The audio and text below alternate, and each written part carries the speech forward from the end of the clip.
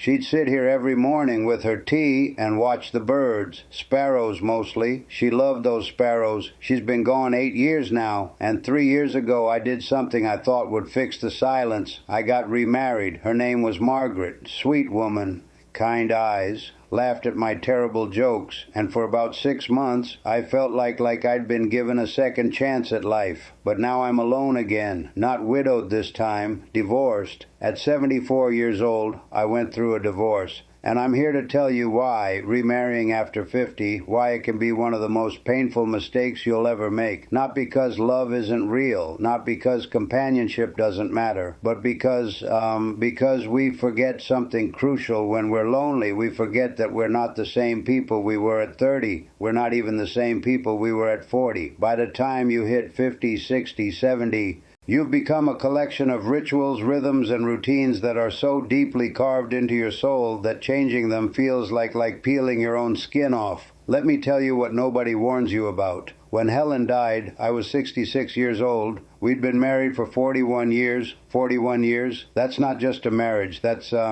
That's a language, a whole private language that only two people speak. She knew when I needed silence. She knew when I was pretending to be okay. She knew that I hated strawberries but would eat them if she put them in a salad because I didn't want to seem difficult. These tiny things, thousands of them. After she passed, I spent 5 years learning how to be alone. 5 years, and I actually got good at it. I had my coffee at 7. I read the paper. I walked to the park. I had lunch with my friend Richard on Thursdays. I watched the news. I went to bed at 10. It was quiet, yes, lonely sometimes, but it was mine. It was a life I had built from the rubble of grief. And then I met Margaret at Richard's birthday party. She was a widow too. Her husband had died 6 years before. She had this way of tilting her head when she listened to you that made you feel like you were the most interesting person in the world. And I thought, this is it. This is what I've been waiting for. A second chapter. We dated for 8 months. It was lovely. Dinners out, long conversations. We both loved old movies. We both hated shopping malls. It felt easy, so we got married.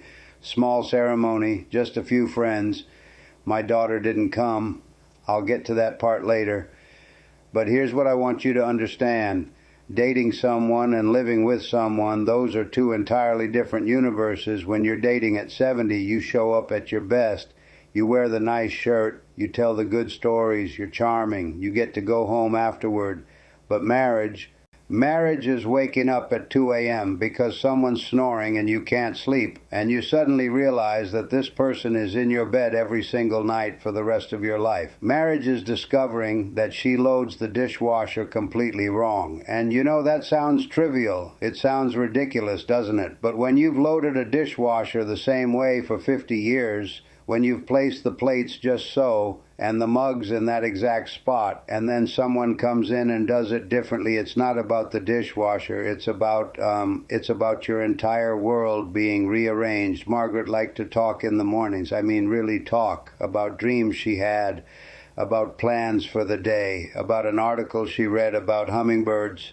Helen used to give me silence until 9. She knew, but Margaret didn't know. How could she? We hadn't spent 41 years together.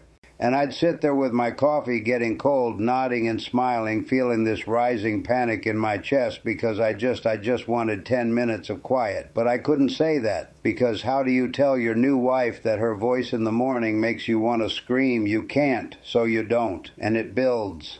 Layer by layer, day by day, the way she organized the closet, the way she wanted to have dinner at 6 when I'd eaten at 7 for decades, the way she needed the TV on for background noise when I'd learned to live in silence. None of it was wrong. She wasn't wrong. I wasn't wrong. We were just different. Two people who'd spent so much time becoming who they were that there was no room left to become anything else. And then there's the ghost. Nobody tells you about the ghost. Helen was everywhere in that house. Her pictures, her books, the garden she planted, the way the light hit the kitchen counter at 4 in the afternoon because she specifically chose that house for that light. Margaret tried. She really did. She suggested we redecorate, make it ours. And I stood in the living room looking at Helen's painting of the ocean, the one she bought on our trip to Maine in 1998, and I felt this rage. This totally irrational, protective rage. And I said no. I said, no, we're not changing it. And Margaret's face, the hurt in her eyes, I can still see it, but I couldn't do it. I couldn't erase Helen to make room for Margaret. So Margaret lived in Helen's shadow, and I lived in guilt. Guilt for making Margaret feel second. Guilt for feeling like I was betraying Helen. Guilt for thinking I could ever do this in the first place. Then there's the money. Oh God, the money. When you're young and you get married, you're building something together from scratch. But when you're 70, you've already built it. You've got your house, your savings, your pension, your kids' inheritance. And suddenly you're supposed to merge all of that? Margaret had 2 sons. I have 1 daughter. And the conversations we had to have about finances, they were brutal. Prenups, wills.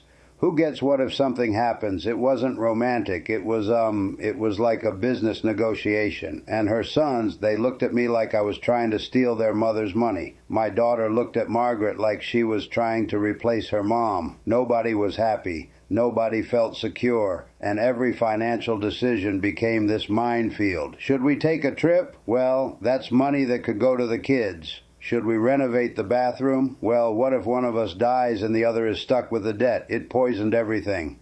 Love becomes an expense report, and speaking of the kids, my daughter Amy, she didn't come to the wedding. She said she was happy for me. She said it was fine, but she didn't come. Amy was 43 when I remarried, not a child, a grown woman with her own family, but when I told her about Margaret, her face, it was like I'd slapped her. She said, "That's great, Dad. Really, I'm glad you're not alone." But her voice was ice. I asked her what was wrong, and she finally said it. "You're erasing Mom." I told her I wasn't. I told her Helen would always be in my heart. But Amy said, "You're putting another woman in her house, in her kitchen, sleeping in her bed." And I didn't know what to say to that, because she was right. I was. Not because I wanted to erase Helen, but because I didn't know how to love someone new without giving them the life I'd built with someone old. Amy and I barely spoke for 2 years after that. 2 years. I gained a wife and lost my daughter. And here's the thing, Margaret's sons felt the same way about me. They were polite, cordial, cold. They thought I was some old man trying to take advantage of their widowed mother. At a family dinner, one of her sons, David, I think made a comment about protecting Mom's interest right there at the table, like I was a con man, and Margaret just sat there silent. She didn't defend me. Maybe she couldn't. Maybe she understood why he said it. But I sat there cutting my steak feeling like an intruder. In my own life, I was an intruder. Then there's the hardest part, the part I'm most ashamed of. I didn't love her the same way. Margaret was kind, she was good, she was lovely, but she wasn't Helen, and I know that's not fair. I know, you can't compare people like that. But when you've loved someone for 40 years, when you've buried them, when you've survived the grief, you don't just move on, you carry them. And I carried Helen into that second marriage like a suitcase I couldn't put down. Margaret would do something sweet, make my favorite dinner, or surprise me with tickets to a concert, and I'd smile and thank her. But inside, I'd be thinking, Helen used to make that better, or Helen would have known I don't like concerts. I was comparing everything, every moment, every gesture, and Margaret knew. She had to know. You can't hide that kind of distance. One night, about a year in, we were lying in bed and she asked me, "Do you wish I was her?" And I didn't answer right away. I should have said no immediately. I should have told her she was wonderful, but I hesitated. And in that hesitation, she had her answer. She started crying, quiet, small sobs. And I held her and told her I was sorry, but sorry doesn't fix it. Sorry doesn't undo the truth.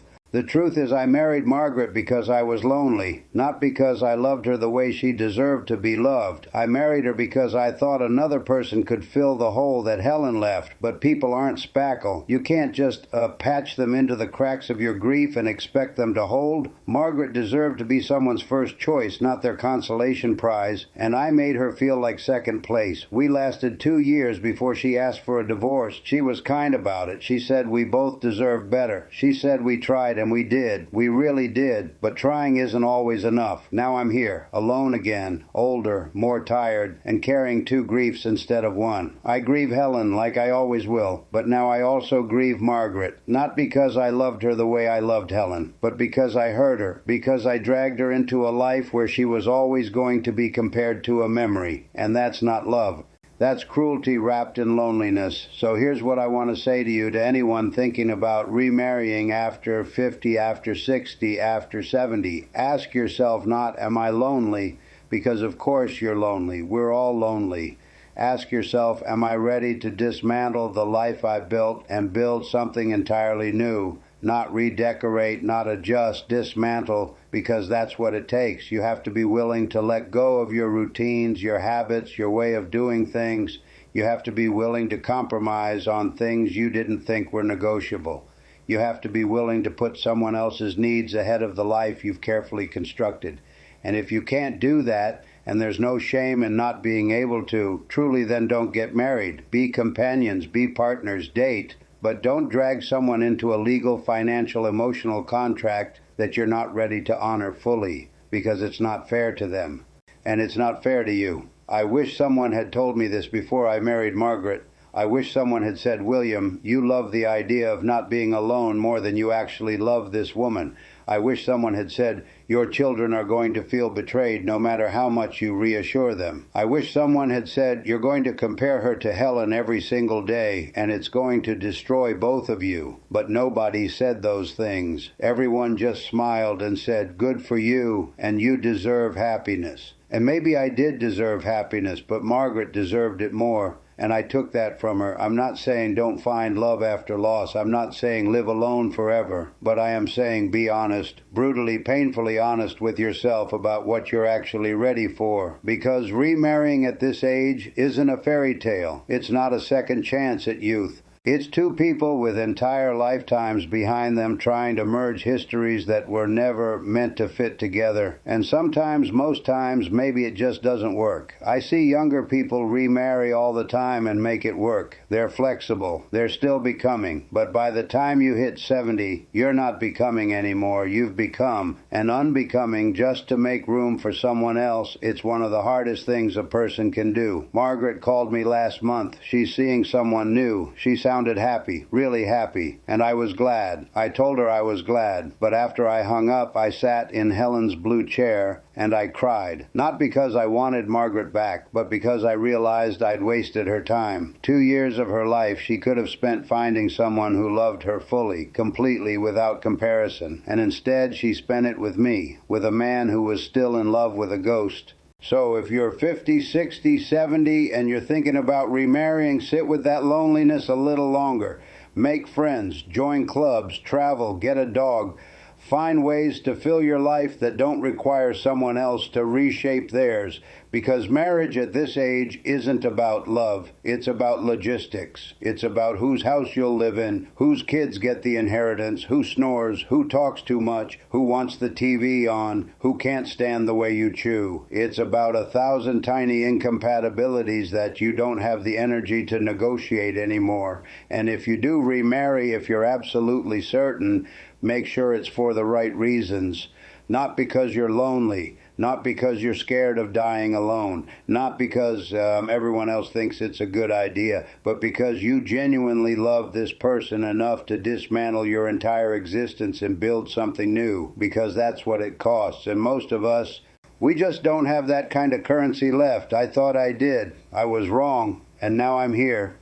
74 years old, divorced, sitting in a dead woman's chair. The sparrows are still outside.